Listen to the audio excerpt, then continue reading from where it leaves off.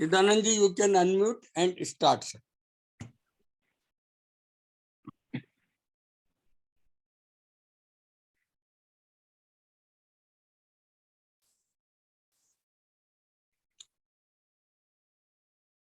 Namaste. Good evening, everyone. What is consciousness?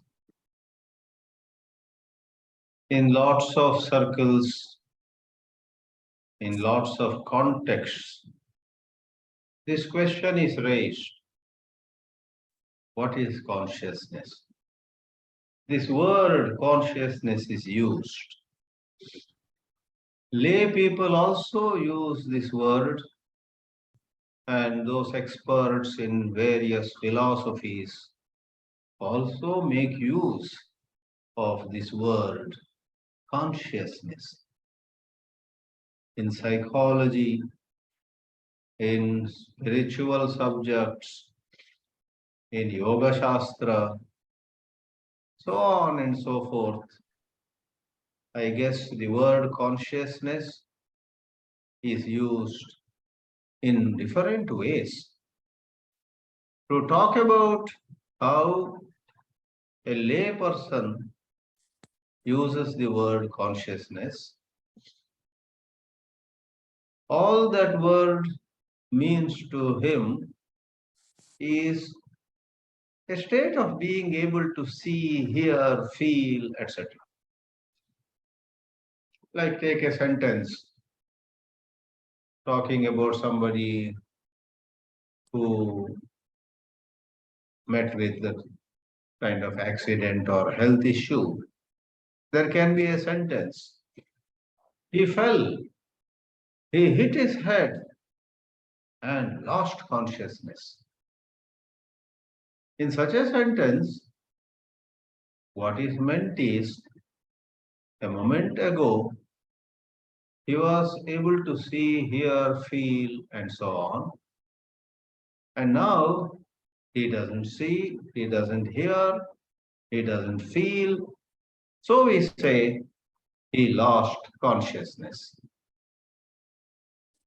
So we use the word someone became unconscious.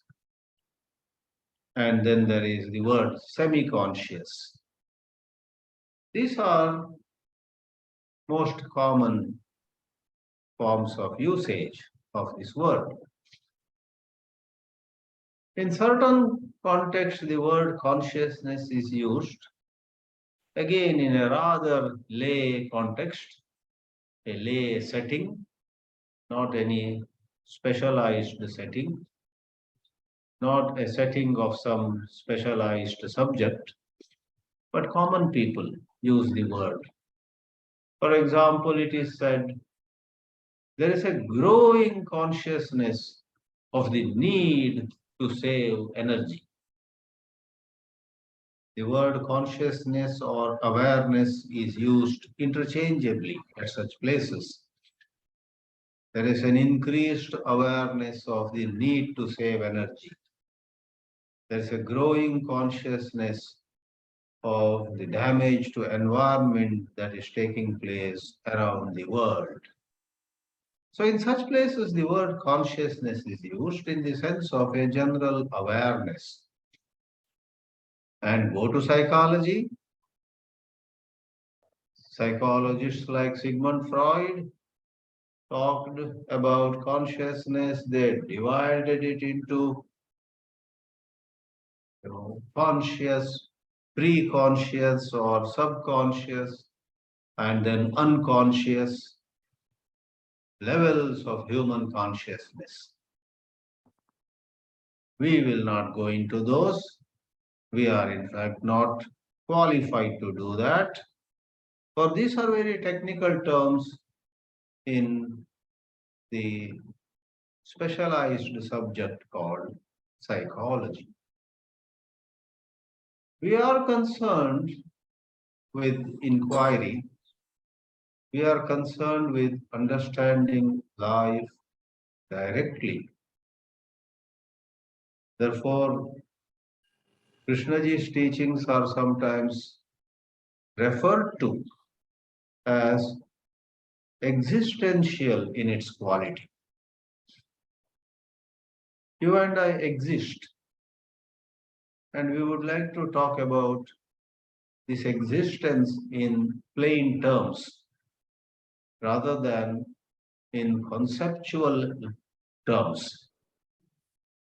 Every religion, every political philosophy, every social form of thinking introduces its own concept. For those who follow that particular system of philosophy, the concepts become so much part of their life, they do not think twice about those concepts being real or made up by human mind. So conceptual thinking is different from existential approach. Therefore, with a view to understand our own existence, with a view to understand what happens to us day in and day out, we also use the word consciousness. And that is how Sri J. Krishnamurti used the word consciousness quite a lot. He was asking us to understand the deeper layers hidden in our consciousness. So when we talk about deeper layers hidden in consciousness, it's not conceptual. If only you and I turn our attention to what is going on in us, we get depressed, we get excited, we get hurt, we go into a rage, we either get too close to somebody or withdraw from somebody. In all these, there are layers and layers of our consciousness in operation. Do we notice those layers? Is the big question. Krishnaji often said, he lamented actually, that human consciousness, alas, is not of the present moment. The human consciousness is all the time either into the past or into the future. It is a movement from the past to the future. And the present is taken for granted. Present is not inquired into. No one takes a proper look at the present. For one is so caught in the past. In one of his lectures, he says, I am trying to convey something to you, but you don't get it the moment I convey. You get it a second after I convey. He was so insightful. He notices that the human brain gathers something that is said and does not understand it instantly.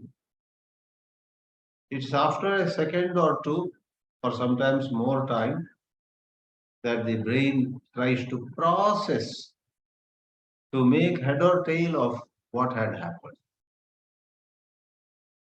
So it feeds on something of the past. And it's a Himalayan task for any one of us if we are asked to be with the present, we may say we are so used to grapple with what was, and we are so unfamiliar with the matter of being with what is. What was interests us. It's a conditioning. And what will be, what can be, what possibly will come into existence, projections into the future also are of immense interest to us. But what is somehow does not interest us.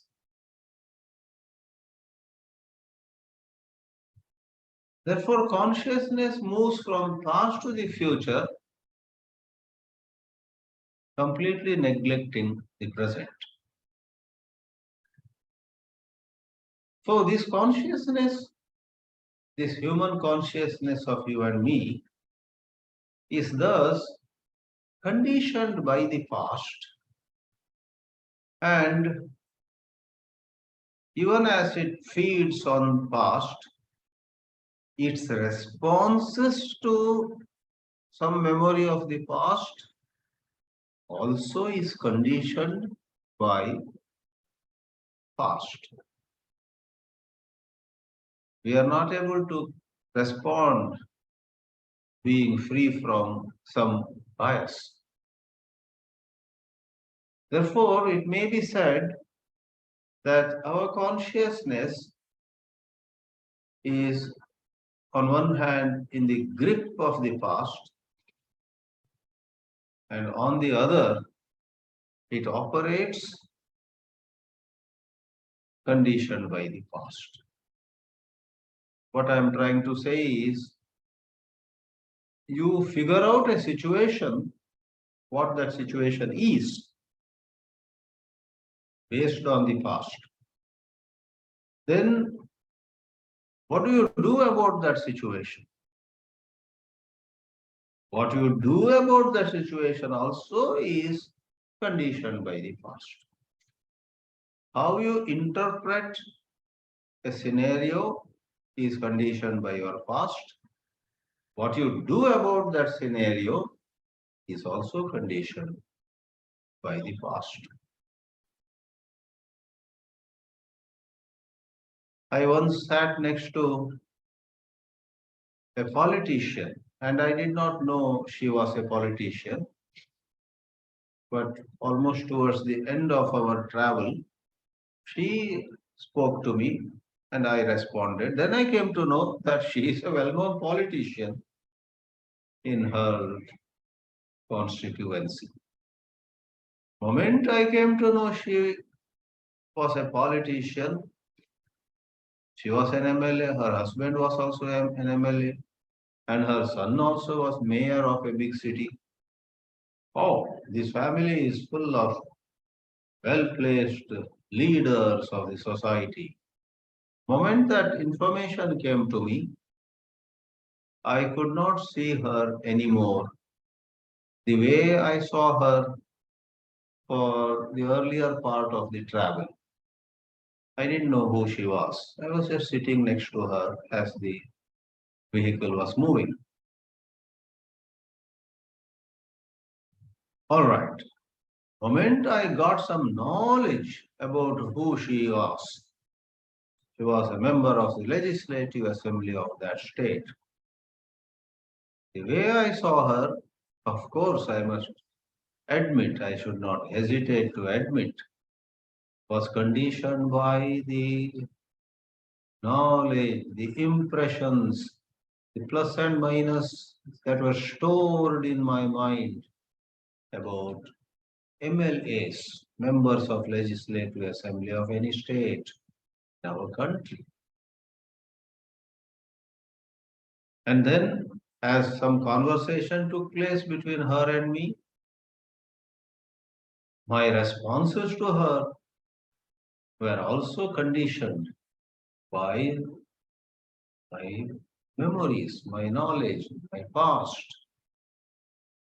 If some MLA had helped me at some point of time in my life, it had left behind a conclusion, maybe a pleasant conclusion. And if some MLA had shown no interest in helping me in some matter at another point of time in my life, in the past, that experience had left behind in me a certain disappointment, if not disgust, about politicians. All this as though was influencing my response to this lady sitting next to me who was an MLA. So, human consciousness is so much in the clutches of conditioning, the past, and this gives us a better understanding of what we mean by consciousness.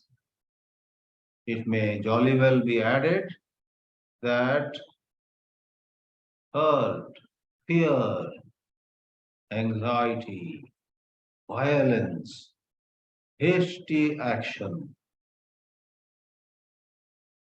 and so many other components of how we perceive ourselves, how we see ourselves, and how we see others also are all parts of consciousness.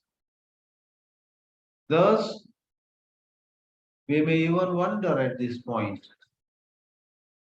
what the relation between consciousness and our brain could be.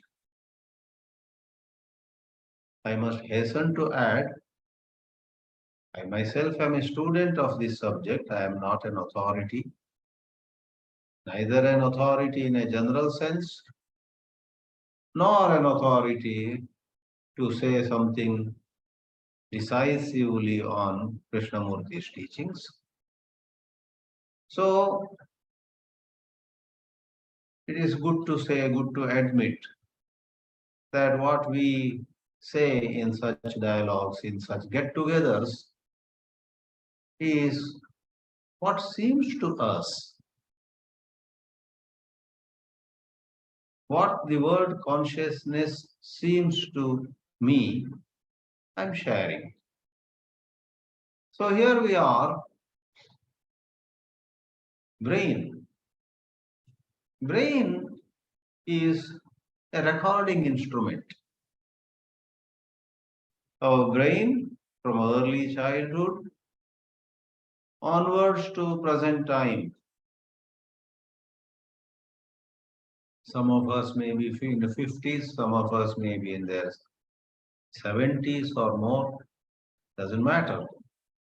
Over all these decades, the brain has registered, recorded, it has collected and gathered impressions.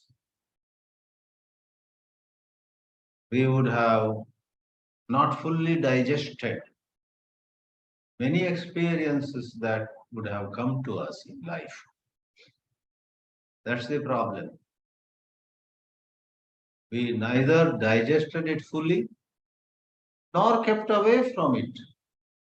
We consume something and it is half digested. That is when lot of residue is left. Opinions, beliefs, bias, prejudice, fear, all of them are the expression of the residue left by half digested experiences. And day in and day out, you and I seek a more orderly life. I want to be right. I want to be clean. I want to be neat. I want to be proper. I want to make or do anything wrong. We have concepts of discipline, concepts of right living. We want to go from disorder to order. And there comes someone like Krishnaji, who says total ending of disorder is when order comes into your life. We are very afraid to totally end anything in our life. We want to keep a little and reject a little. We want to keep with us a part and throw out another part because we are very insecure. If we let go of whatever we have accumulated, oh my God, we may become zero, and we fear zero more than anything else. We don't want to be a zero. We don't want to be nobody. We want to be somebody. And we want to be a better somebody and then even a better somebody as days pass. So, this is a primary or a fundamental difficulty with us. Anyhow, I don't want to conclude my words, leaving behind a note of pessimism. I would rather say there is the message of hope. And that message of hope is simply if we rely less on thought,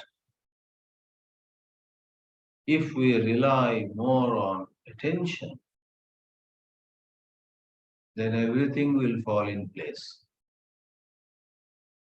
If we rely on thought, thought itself being a conditioned entity, if we assign the project of coming upon order to thought, which is itself disorder, the project will not be achieved or completed. You ask somebody who is very confused to talk on right understanding. He is confused. And what will he say about right understanding? Thought itself is confused. So the hope could be we use thought in life. It's a good instrument at times, but we do not cling to thought. We do not stick to thought. We do not stay with thought only as though there is nothing else to life. We exercise plain attention. In exercising plain attention, human consciousness can go through certain change. Great seers use words like radical transformation, mutation of consciousness, and such other words. We don't know how that can happen, but it appears that we must give a chance. We must facilitate that kind of letting go of everything by standing apart, without conceptualizing that standing apart, without dramatizing it, without romanticizing it, without making it some glamorous idea. I am the witness of my thoughts. Aha. I am like a chief guest taking a salute from a march past, like that with some metaphor, some analogy, some illustration, and then a good mix of wonderful language, idioms, etc., we may romanticize this matter.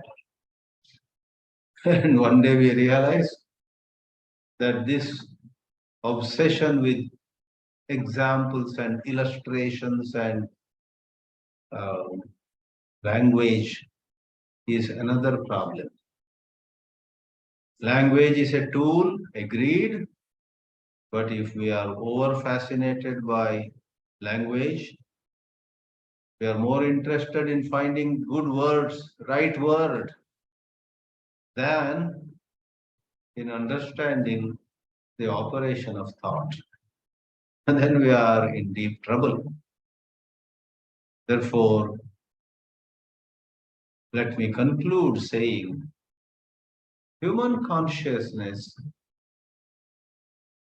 is the repository, the summation, the coming together of all our psychological dimensions, aspects, and we need to inquire into this consciousness.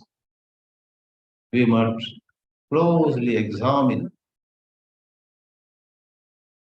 If we examine this human consciousness, which is your consciousness, which is my consciousness, outwardly or superficially we look different, but upon scratching the surface, we are so much alike. The human consciousness is the same in the west or in the east, down under or in some distant place closer to the North Pole. Human consciousness is pretty much the same. Therefore, we sometimes say human consciousness, sometimes we say our consciousness, and we may individualize it sometimes, my consciousness. Generally, this consciousness is a prison in which we are caught. We are that consciousness. We are the prison. And ending the psychological trappings can perhaps give to us a glimpse into a totally different dimension of existence, which perhaps is best undescribed. More you describe it, more harm may be done to it, I guess. So, friends, it's quite a hard subject, really, to define consciousness and then to attempt talking about transformation of consciousness and so on. Yet, it's a good idea for us to get together and apply our mind to this topic of consciousness. With this, let me pause with hearty thanks to all of you. Namaste.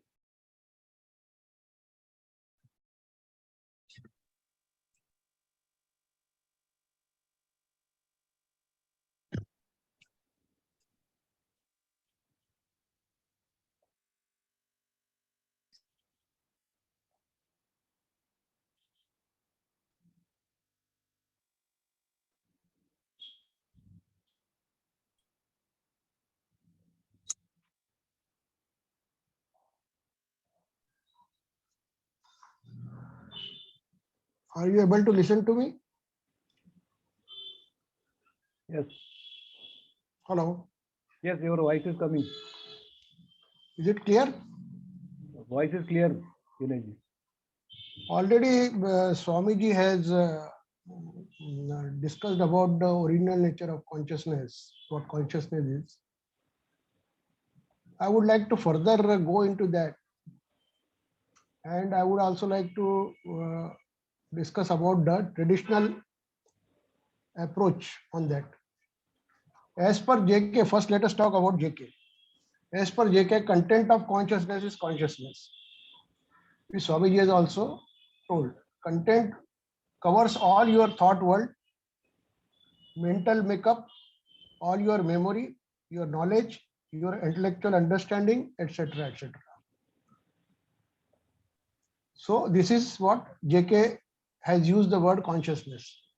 But in tradition literature, particularly in Vedanta, the consciousness has got a given different meaning altogether.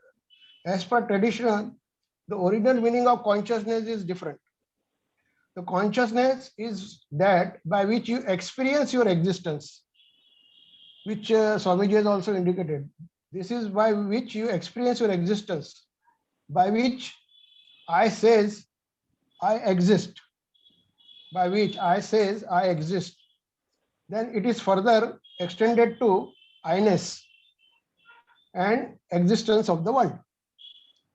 So basically, so by this you say that I experience the world. I first experience myself, I experience I, then myself, and then the world. Basically, it is a part of trio, they said, or triad, existence, consciousness, love.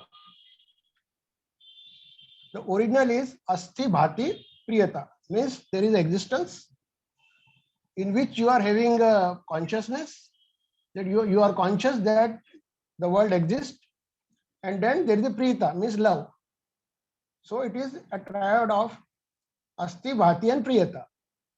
Now, this consciousness available to human is they called Chetna. And the God consciousness they called Chaitanya. Human consciousness, they said it is Chetna, and the God consciousness, they said Chaitanya. Now, so human consciousness is said to be a part or a fragment of God consciousness. If suppose sunlight is God consciousness, then human consciousness is like a reflected light from a cloud in front of sun. So what they have said, that if the original consciousness is like sunlight, then the human consciousness is a reflected consciousness. It's a part of God consciousness. It's not the original consciousness. This human consciousness has two components, they said. One by which experiences the existence, and by other it experiences the manifested forms. So they said that one by one consciousness, a component of consciousness, you experience existence, and by other component you experience the manifested forms. So suppose there is a mic, then by one component which is known as vritti consciousness, senses sense the form of mic or shape or configuration of mic, and the other component says it exists. So the one component which senses the form is always changeable, but the other which gives the experience of any existence is fixed. So one is fixed component which says the existence, and other is the variable component which experiences the forms. That is known as vritti consciousness. Similarly, the nature's variable consciousness makes various forms which are perishable, but the existence of nature is always there. So the basic existence will be always be there, but the forms will be changing. So the things in the world are always changing, but the existence of the world always remains. Those who are interested in this can read the book on Vedanta, Panchadashi, which explains in details about Vedanta view on this matter. In meditation, one can have experiencing of the original true nature of the consciousness.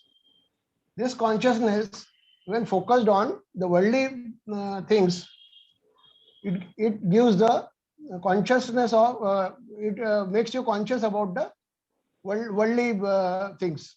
But when it is applied on itself, then it reveals its true nature. Right now, this much only I have to say. Thank you. Swamiji. Chidanand Swamiji, do you want to say something? Please unmute. What Dinesh ji has said, yes, is some view from the Vedanta. I rather avoided the Vedantic perspective, traditional view. In the Vedanta, consciousness is the illumining principle, is the light, and at the height of it is the light of all lights. Such things are said. So to do justice to the whole theme, certainly what he has said can also be included in the treatment of this topic.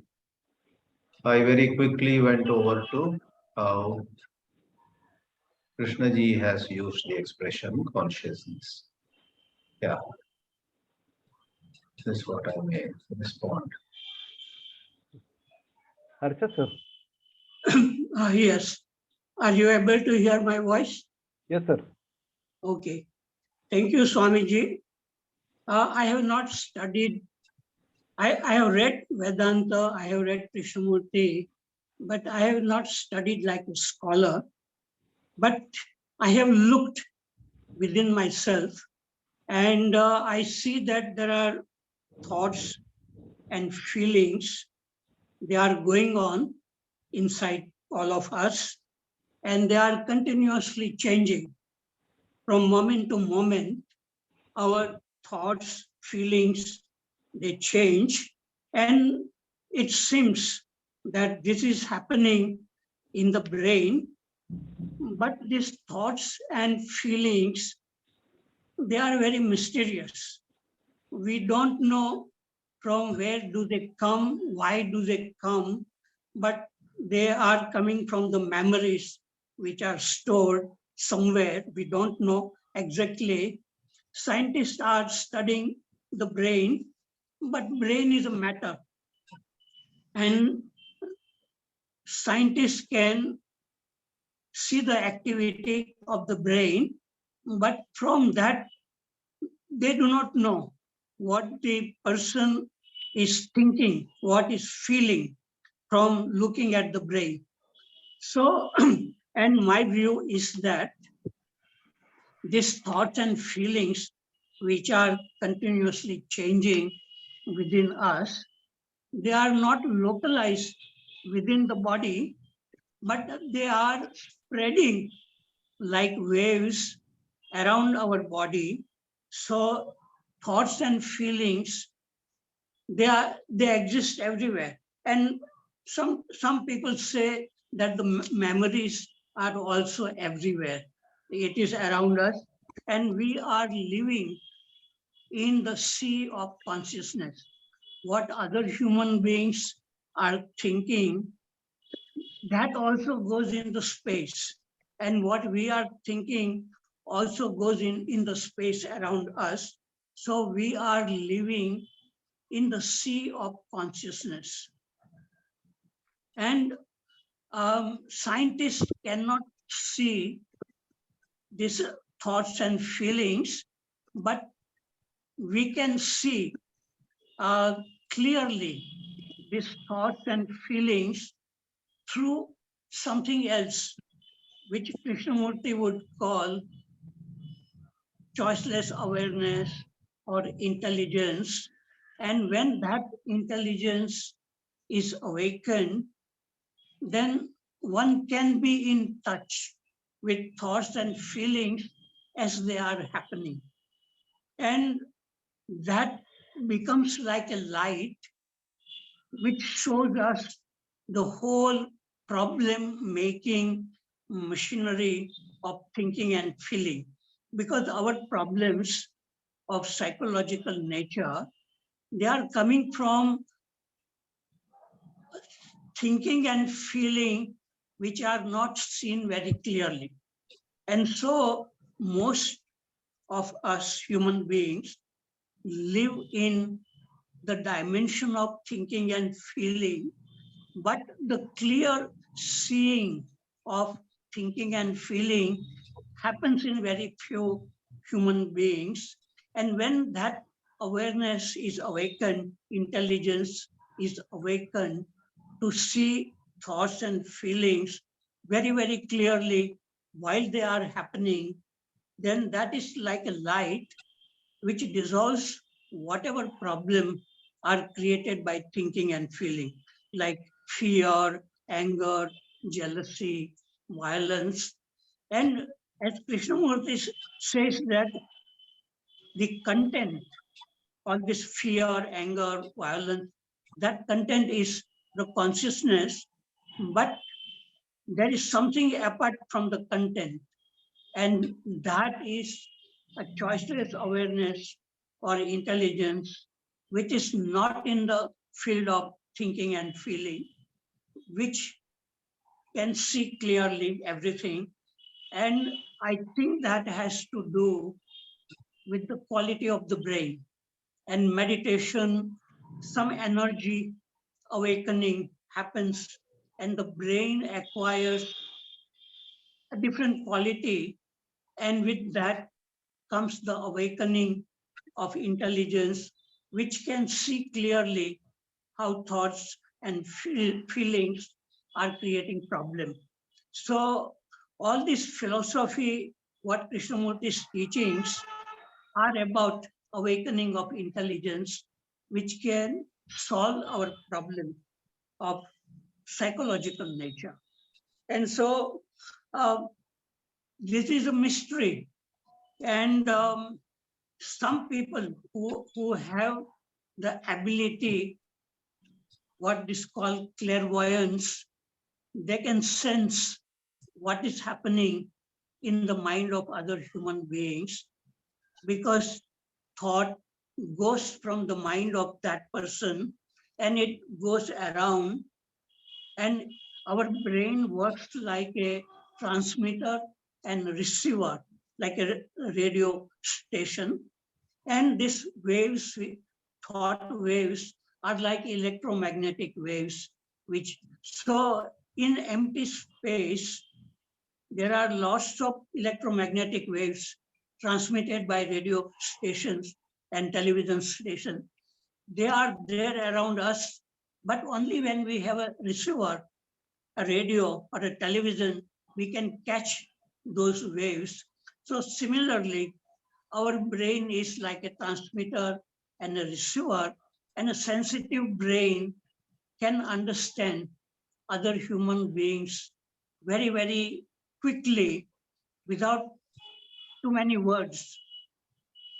And so the whole area of this psychology, philosophy, spirituality is non-verbal, but we are making it into the words, and then we are thinking about the words and maybe making it more complicated. But it is a matter of just looking without thinking at what is happening within us, and that can be called meditation or seeing clearly or awareness or a. But apart from all this, even this awakening of intelligence, there is universal intelligence is there, which created matter, life, mind, created all of us. So that is called by people God or creator or a nature, which is something quite different. So, okay, I have said enough thing right now. Maybe other people can say something.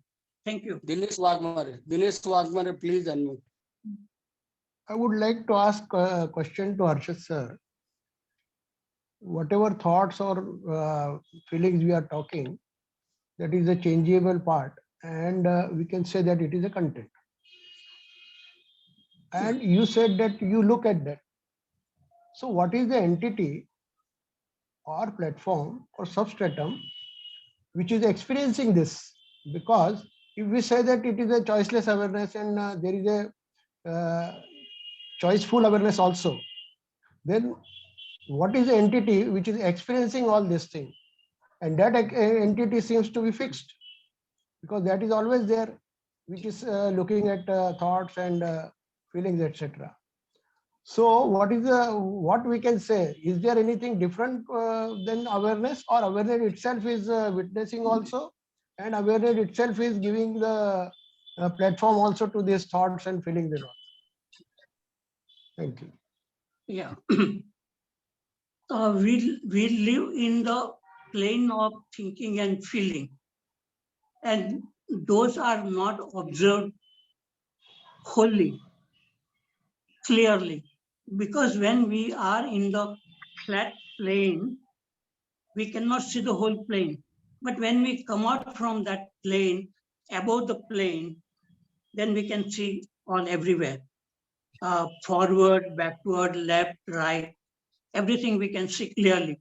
So there is this possibility exists in us, all of us, which is called the awakening of intelligence, which can see clearly what thoughts and feelings are doing. And so it is not matter, that awareness is not matter, but thinking and feeling, they can be called material process. But awareness is not a material process. It is hidden under lots of ignorance, lot of conditioning. So only when we go very, very deep within ourselves, and when the mind really stops, and then there is a different kind of awareness without the content. And in that state, if any content, any thought comes, it can be seen very clearly.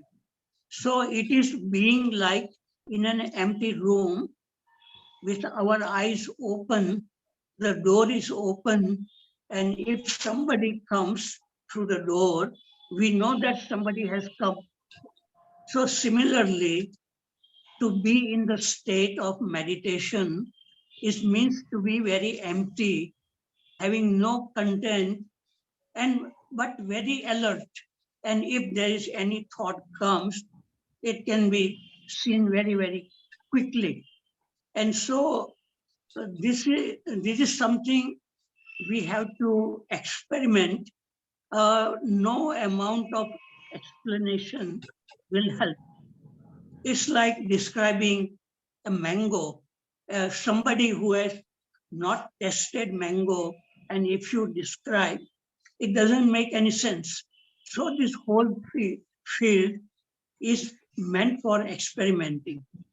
And then the words may come out of that experience, but the word is not the thing.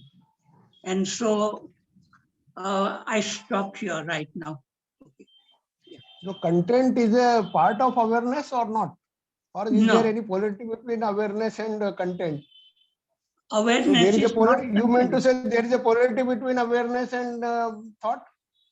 Yes, there is a different quality, different dimension. Difference. So there it automatically becomes a fragmentation then. No, in One that is there is awareness no and one is seeing what there is a is, division. seeing what One is, by there one, is please. no problem. Yeah. One by one, Okay. please. Yeah. Okay, thank you.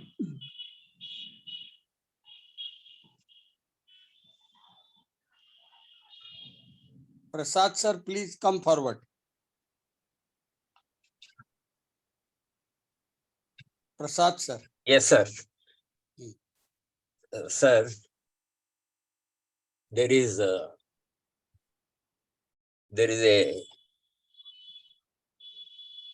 an essayist called Hazlitt in England. The gentleman wrote an essay called Indian Juggler. There he says he wonders at the skill of the Indian juggler. That is, he can put 5 or 6 balls into the air and catch them at the same time. And then he says, there's a distinction between mechanical arts and non-mechanical arts. In mechanical arts, you can judge, test, and conclude that this is the correct method. If it is not the correct method, it won't work. Whereas in non-mechanical arts, there is no way of judging which is correct. So, if we multiply philosophical concepts, there is no way of judging whether we are on the sound lines or on false lines. Krishnamurti did not bother too much about the deeper philosophical concepts, the traditional Vedantic concepts. For him, as per my understanding, consciousness is simply what you can observe. He simply called it consciousness is its contents. What is its contents? Its contents is its thoughts, its feelings, its urges, its ambitions, and things like that. So, we have to come to terms with our observable thoughts, feelings, and urges, etc. Whether there is something above everything, that mystery aspect,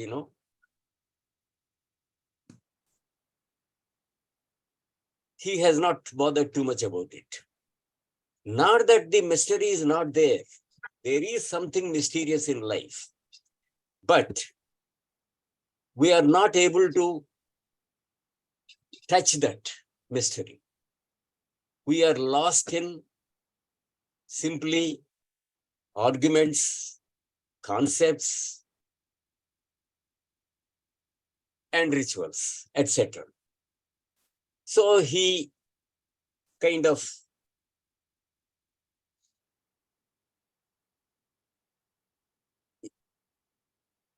ignored that aspect of the matter. And the more we go into that, the more lost we are. So it's a personal experience. You cannot claim that you have touched something, A fellow who says, I have touched something, he has obviously not touched. So, Swamiji has also, according to me, rightly left that aspect of the matter, and he has concerned himself with what is observable. And one aspect is that what we all know is that we are all conditioned.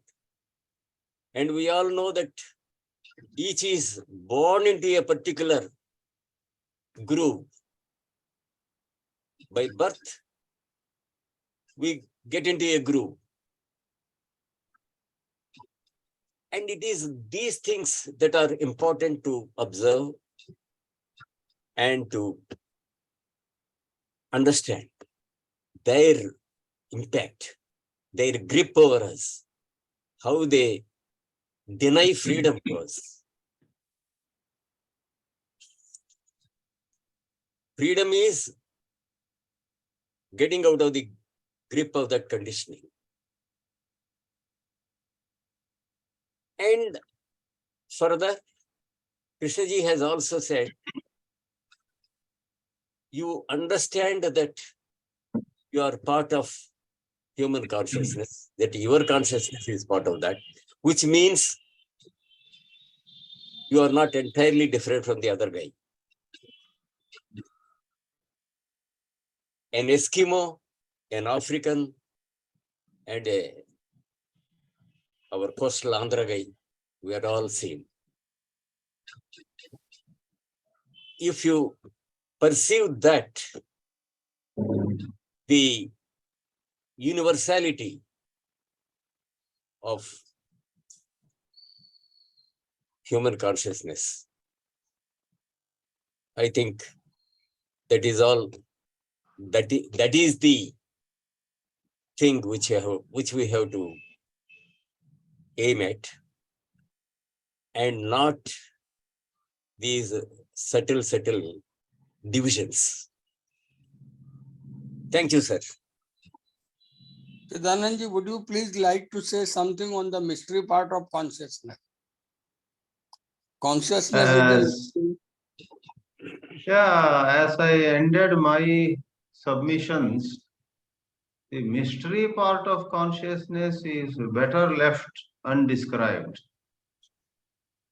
Especially in the light of Krishnaji's teachings, we are more concerned with what is.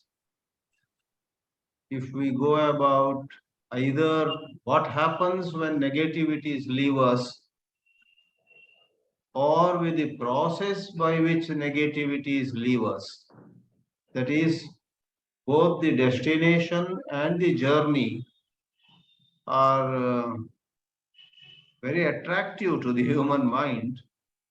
But Krishnaji warned us that these attractive proposals, that walk this way and you will reach there, and so on, can be trappings in their own way. He asked us to be noticing where we are. So being with what is, and of course, underlying the teachings, there is the implied message that if you concern yourself with what is, that so-called journey which so many traditions have praised, and the so-called destination, freedom, mukti, and so on, will happen. Whereas if you are more interested in thinking about what that mukti could be and what are the different aspects of the journey, there is a caution that it could be misleading or it could be leading to sidetracking.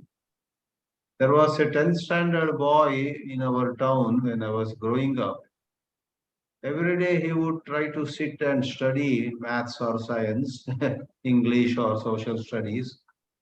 But he would imagine, if I study very well, I will be felicitated by the Rotary Club in the town. Last time they did it to the boy who stood first in the school. And my parents will praise me, and those pretty girls will also envy me or adore me. He was just romanticizing how he would be famous boy in the town if he did well in the exams. Finally, he could not even come in the first 10 of the school. So, in a way, let me say this and pause. Krishnaji asking us to stay with what is and not get distracted by ideas of what may happen, etc., resembles so much Sri Krishna's teaching in the Bhagavad Gita. Don't be fascinated by phala sakti. Phala is the reward. Karmanyevadikaraste. Do your work very well. So very interesting. Krishna seems to be representing a Gauri tradition. And Krishnamurti is supposed to be a revolutionary of the extreme kind. But Krishna's Karma Yoga where he wants us not to worry about fruits, but do our work properly. And Krishnamurti is asking us to be with what is, seem to have a striking similarity. Very interesting it is. Thank you. Thank you very much, sir. Harshad, sir, could you please Yeah. go ahead? Yes, to remain with what is, one needs real freedom because we don't even know where our mind is going most of the time. So even Prasad ji uses the word like observing, perceiving. All these are the real non-verbal thing which can look at the content of the consciousness, like thoughts and feelings. So to look clearly at thoughts and feeling, one needs this freedom to look. Otherwise, the thinking, this intellect is very strong. So the content is analyzing itself. So remaining in the plane of thinking and feeling. But these words which we are using, like observing, is not thinking. It is something other than thinking, which can observe clearly. And to remain with what is, one cannot decide to remain with what is, because it is moving very fast, our thinking. So only when there is a silence, when there is a curiosity, when there is an attention, these are not thinking and feeling, then it is effortlessly one can remain with what is, not decide to remain with what is. So it requires freedom not to create what should be. So it is like moving with thinking itself. And in that, there is no division. There is no psychological time. No thinker separate from thinking. Observer and observed are one. So that is a state of freedom which Krishnaji is talking about. So every time when we use the word observe, perceive, insight, they are not thinking and feeling. They are something else. Okay, I will finish. Pradeep Verma ji, Yes, sir. I am audible. audible, visible, everything. I have heard Harshad Parekh ji in the same beautiful flow of different dimension, and it is different. It is different, emphasizing on something different. So that is very interesting, and that is what is right now. There must be good reason to have taken up this topic, which is, to me, right now, what is understanding consciousness through consciousness. We all who are talking as words, expressing in words, have percepts, concepts, knowledge, experience, everything, past and the present, which is becoming past fast. So this is going on. According to K, when one becomes aware, he says, when one becomes aware of one's conditioning, one understands the entire consciousness. Although it is written entire consciousness, but which is ever changing, so dynamic, so that entirety is questionable to me. Consciousness is the total field in which, you see, in which the thoughts function and relationships exist. It is that field, consciousness. Our experience of consciousness is functional because we use it to guide and control our behavior and to think logically about problems. Now, We frequently talk about choiceless awareness, then witness, then JK talks about whether you can be free from your total consciousness, which is past, totally free from that, but that comes back to contentless consciousness. But that contentless consciousness is vulnerable to everything to catch, and it becomes its content. You see, so fast that it becomes content, and it stays there for some time, maybe longer time, depending on the attachment and all that. So whether witness is non-dual, whether it is without polarities, whether it is absolutely passive, absolutely neither this side nor that side, holistic, what we call holistic, my gut feeling says no. Sakshi must be super sensitive and highly concerned. You see, not attached, but highly concerned to see every disorder as such. Choiceless awareness, a person who is choicelessly aware, person must be in subtle super activity, not with the feeling of karta, without that feeling of karta, but super active. That must be the thing that can rectify the disharmony in the field.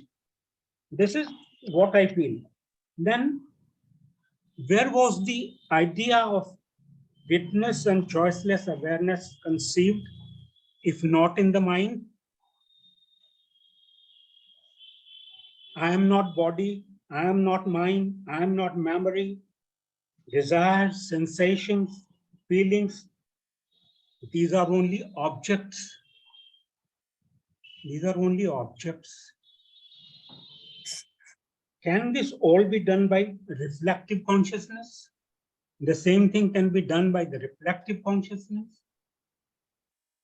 That tells about all these things to attain a balance again and again in all of us. We say consciousness is all there is. We say consciousness is all there is. Matter is solidified consciousness, or is it? So these subtle questions are still there. And that's why it has remained a debatable issue till today. There are a number of consciousness research centers all over the world, scientists and philosophers and seers all putting their head to resolve what? Everything starts with the suffering, with the problem in any individual.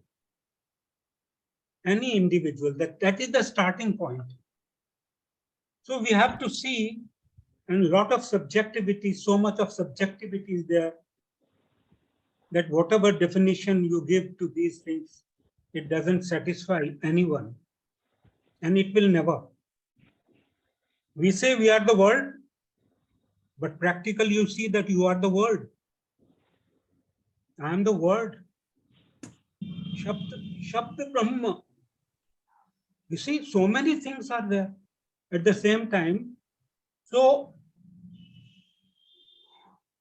the only reason could be whether each one of us can feel that beautiful order that is in the cosmos, in us, in all the conditions.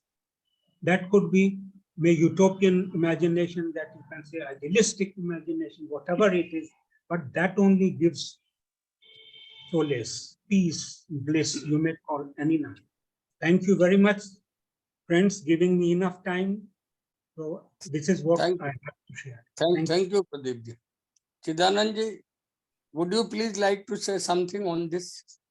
I would like to just make a comment that as Pradeep ji so beautifully said, a whole lot of divisions, whole lot of ideas of this is subject, that is object, etc. is created by our mind. And God knows what this mind is. The reliability, the trustworthiness, the credibility of this thing called mind is so questionable. And all the same, since I have been a Vedanta student and a teacher and so on, I would like to draw your attention to a certain statement made by the exponent of Advaita Vedanta in one of his commentaries on the Upanishads. He says, a crow may touch a branch of a tree or may leave a branch of a tree. But can similar thing be talked of in the context of space? Can space touch a branch of a tree or can space be away from the branch of the tree? When you go to the subtlety of space, Akasha, Yes. the branch of the tree is in space and therefore neither the branch of the tree and space coming in contact can be talked about, nor branch of the tree and space separating can be talked about. Because lastly, space is so sukshma that neither separation from the branch of the tree nor union with branch of the tree can be talked of. So this consciousness, pure consciousness, this awareness is rather unthinkable, but in inquiry or in watching, in being aware of our thoughts or emotions, I guess temporarily we accept a sort of duality, and that duality may not truly be valid, but that's what is accepted on what they call sadhana. At the time of sadhana, we say, I am the drashta, I am watching, and here is a feeling. But the truth may be, I am not the drashta, I am not the drishya, I am something which is not describable. So temporarily, drishtratva, my being the seer, seems to be accepted by some of these philosophies as a major milestone in the journey of the seeker. Yes. Dragdrishya Vivek. दृग्दृश्य Yes, कुछ thank हद you. तक हम दृक जरूर हैं, अन्यथा हम दृक भी नहीं, दृश्य भी नहीं, या हम वो दोनों है या दोनों हमारे अंदर है, हम क्या है भगवान जाने. Mystery You are remains everything. mystery. You are everything. Can I You are mystery. nothing. Can I say Mystery something remains now? mystery. No word Oh. can solve the mystery. Can I say something now? Yes, yes, you are most welcome and say whatever time you take. You are Please, heartful. please come. Heartful. I thank you for I thank you, Swamiji, for this clarity, which was very good. And Thank actually, this is what on which we should focus, or we should give attention to, whatever he said. People say that we should not do much intellectual discussion or this thing, but in discussion in the teachings of Krishnamurti, many places he has said that you first see the logic of it. And if we see the discussion with the Om, they have gone to a very deep intellectual level. So we cannot deny that one should not do all this intellectual this thing, and only should we go for the seeing of the things. You cannot